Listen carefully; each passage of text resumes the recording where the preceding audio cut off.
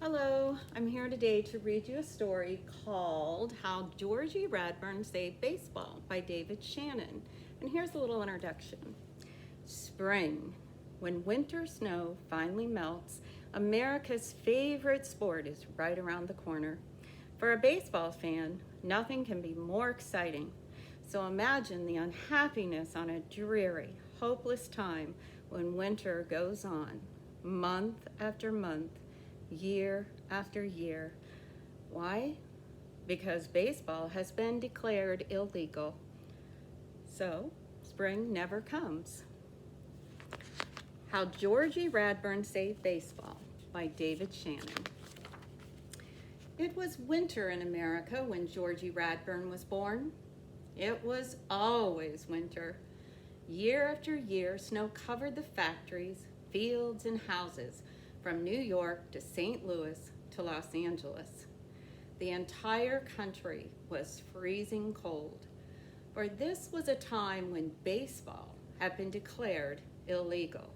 And the strange thing was that without baseball, spring didn't come, and the snow didn't melt, and the sky stayed gray. But it hadn't always been like this.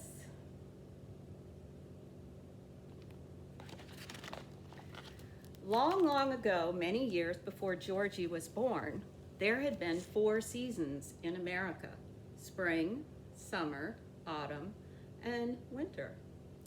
Every April, the nation had celebrated spring with the opening of baseball season. Baseball was a national pastime. The ballparks were packed, and folks rooted for their favorite teams all summer long. But one year, a young ball player named Boss Swaggart was in a terrible slump. Fans who once had cheered for him now booed when he came to bat.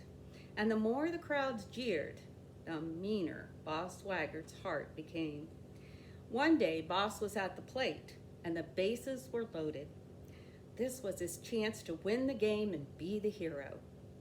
In came the pitch, but with a colossal swing, the mighty Boss struck out again. The fans booed him. "You bum," they yelled. "Get out of here." Boss stormed off the field. He vowed he would never play baseball again. And someday, if he had his way, no one would.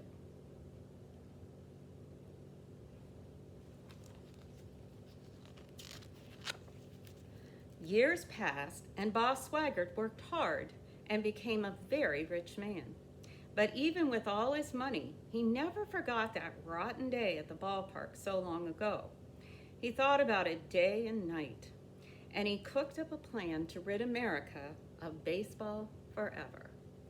Boss used his money to buy radio and television stations and newspaper companies and magazines.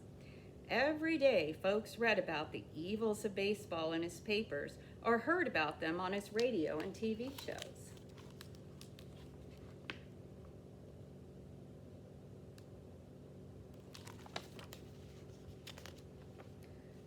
He made great windy speeches to big noisy crowds.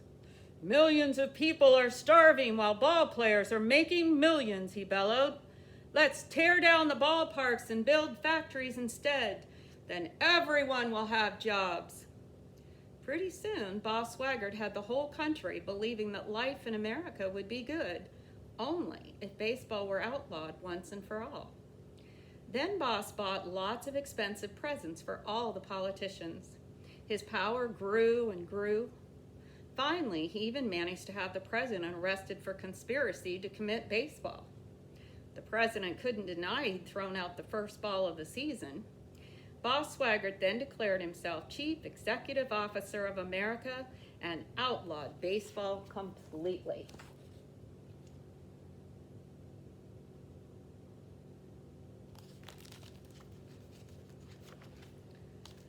Right off the bat, Boss threw all the ball players into the freezing cold Candlestick prison, and he confiscated all the baseball equipment. Next, he outlawed the shape of the baseball diamond and even made baseball sayings illegal. People were locked up just for calling someone a screwball or for saying a movie was a hit. Out came the bulldozers, Down came the ballparks, and up went a new set of factories.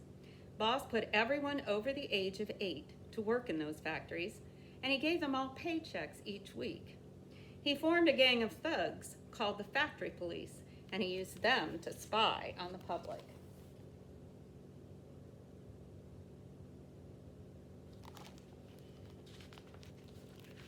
Now, Ebert and Mary Radbourn were simple folks, and like everyone else, they were happy at first. They agreed when people said Boss Swaggert's right. It's only a game. Who needs it when we can have more money instead? But then April rolled around, and May, and June, and still the weatherman said, more unseasonably cold temperatures and continued snow flurries tomorrow.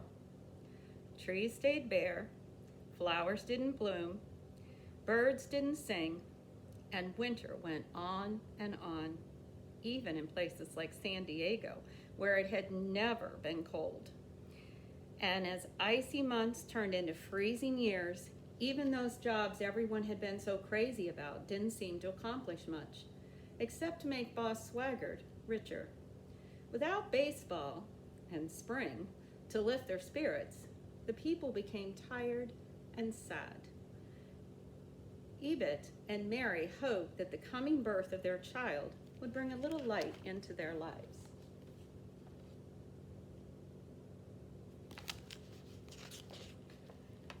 Georgie Radbourn was born in April during what Boss's newspapers called the mother of all snowstorms. Ebert and Mary were very proud of their baby boy, but as he grew older and began to talk, they discovered something truly odd about him. Every time he opened his mouth to speak, forbidden sayings of baseball popped out. Batter up, he would shout, followed by, hum that apple, shoot that pea. What he meant was, good morning, what's for breakfast? Ebert and Mary didn't know what to do. Secret trips to sympathetic doctors produced no answers. It's a freak of nature, the doctor said, scratching their heads. Georgie tried to hold his tongue. His parents were afraid of the factory police, and he made the neighbors nervous. But as time passed, a growing number of people began to feel that there was something special about the boy, as if his strange affliction might somehow save them from their misery, and they hid him from the eyes and ears of Boss Swaggart's men.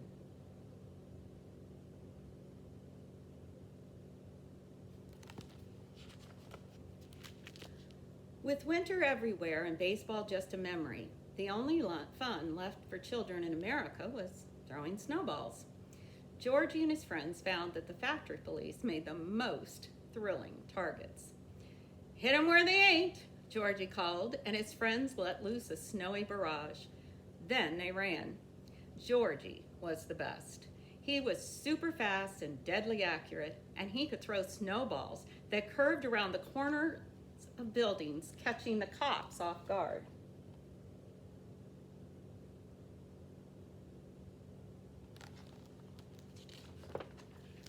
All too soon, it was Georgie's 9th birthday, and he was ordered to report for work at the factory. His parents panicked. How could they keep his baseball talk a secret? Finally, they thought of a plan. We'll wrap your face in bandages, Mary said, and we'll tell the supervisor you had an accident with the stove. Ebert tried to console his son. It won't be any fun, he told Georgie, but it's a lot better than being caught by the factory police. The plan worked fine for 3 weeks, but one day, Georgie was working near his mother when the deadly gears of the factory machinery caught her skirt and started to pull her in. Without thinking, Georgie tore off his bandages and yelled a warning. "No hitter!" was what came out.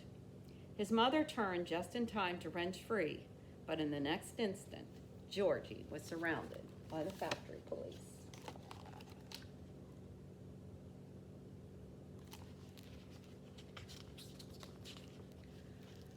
Trial of the century, screamed the newspaper headlines, and the whole country was abuzz with rumors, hopes, and whispers. No one as young as Georgie had ever been arrested before. Adding to the excitement was the news that Boss Swaggart had declared himself the judge and the jury. On the day of the trial, crowds overflowed down the prison courtyard steps, and people filled the streets for blocks and blocks. The courtroom was in an uproar. Every time Georgie opened his mouth to plead innocent, something illegal came out. "Line drive, back through the box," he shouted, and going, gone.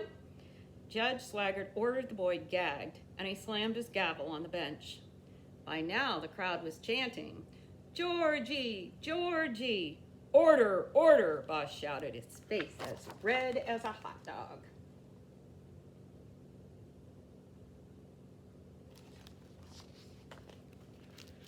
Georgie's lawyer approached the judge.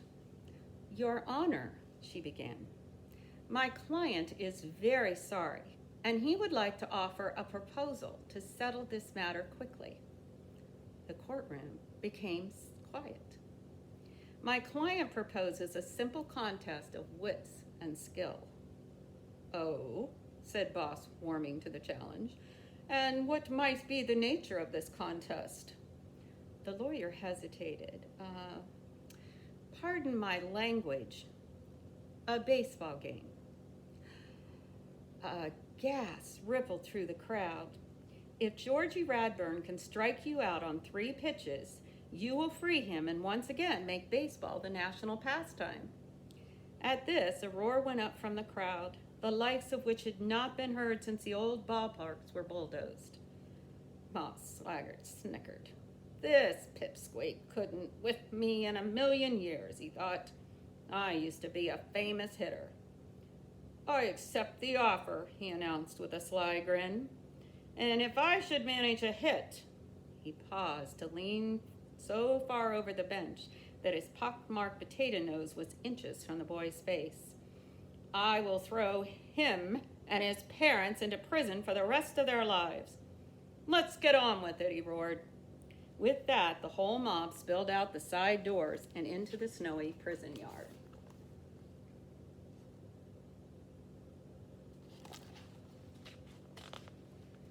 The crowd settled in on either side, and foul lines were drawn in the snow.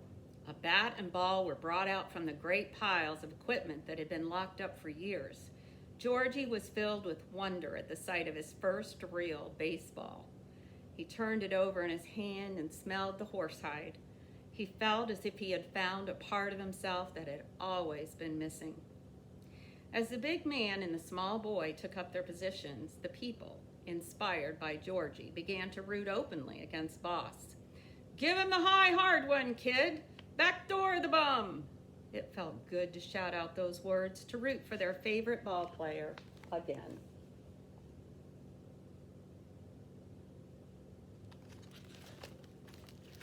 Boss dug in, wiggled his big round backside, and cocked a huge eyebrow. Georgie glanced at his mother, went into his windup, and let the ball fly. Boss could hear the hum of the ball's stitches as he swung wildly and missed. "Strike 1!" bellowed the umpire, and the crowd exploded. Boss Swaggart was livid. He rolled up his sleeves and glared out at the small pitcher. "Let's see that again," he bellowed. Georgie wound up and fired another fastball, but this time, Boss was ready. He swung hard, and there was the smell of burning wood as bat met ball. The crowd groaned as the ball soared high and deep toward the prison wall. But wait, it was curving.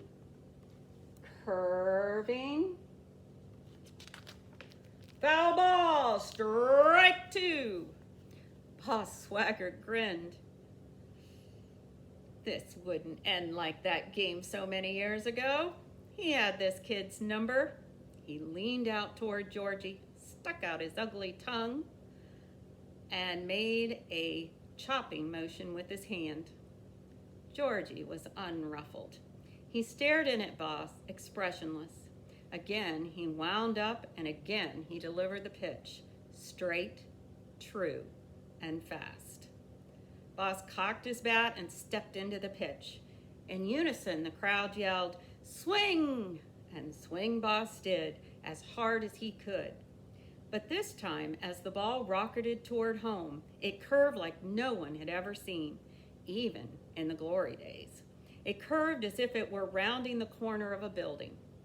Boss missed it by a mile, and the force of his swing blew him out of his shirt and his tie, out of his pinstripe pants, and even out of his size 14 wingtip shoes. "Strike 3, you're out of here," howled the umpire.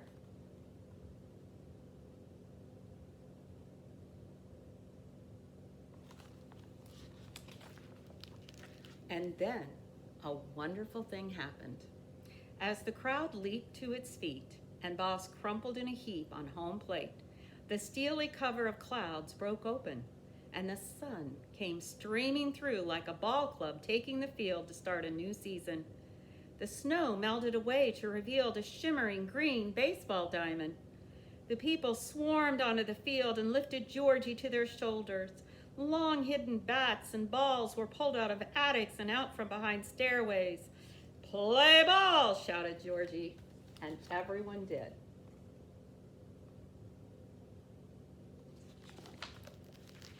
And so today, there is baseball in America again. There is still winter, but now there is spring and summer and autumn too. And there are still jobs to do, only now some of them are at the ballpark. So Georgie Radbourn outwits an impossible bully, and he brings sunshine, laughter, and baseball back into the world. And by bringing back baseball, Georgie brings back a lot of things folks need, and they hadn't even noticed they needed them until they were taken away. I hope you enjoyed how Georgie Radbourn saved baseball. We'll see you again soon. Love you. Hugs. Bye.